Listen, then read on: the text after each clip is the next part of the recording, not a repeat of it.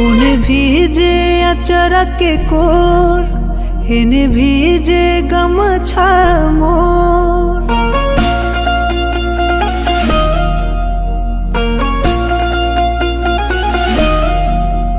उन्हें भीजे अचरा के कोर, इन्हें भीजे गमछा मोर। मोरे नाम के लागल कजरा धोवे कि पगली शादी के रोवे पगला आंसू पी के रोवे। पगली शादी के रोवे पगला आंसू पी के रोवे।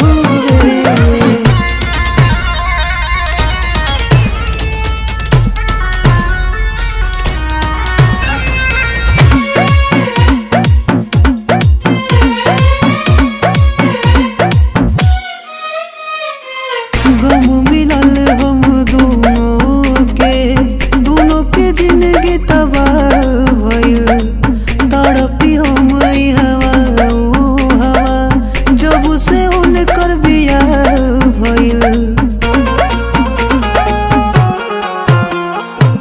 गम मिलल हम दोनों के जिंदगी तबाह भइल। तड़पी हम हवा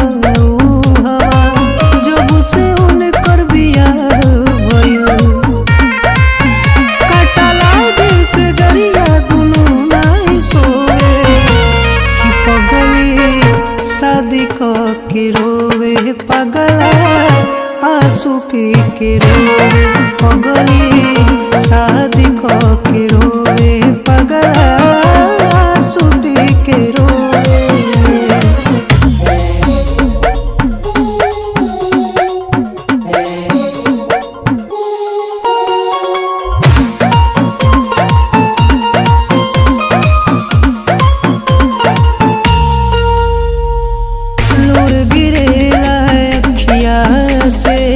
जस झरना के पानी हो कैसे जी दूर रह के राजा के बिन रानी हो।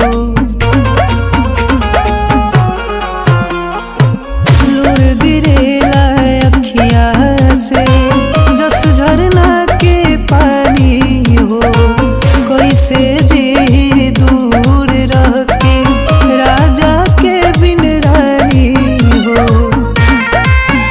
काहे राम जी हाँ सब अपन प्यार खोवे कि पगली शादी के रोवे पगला आंसू पी के रोवे।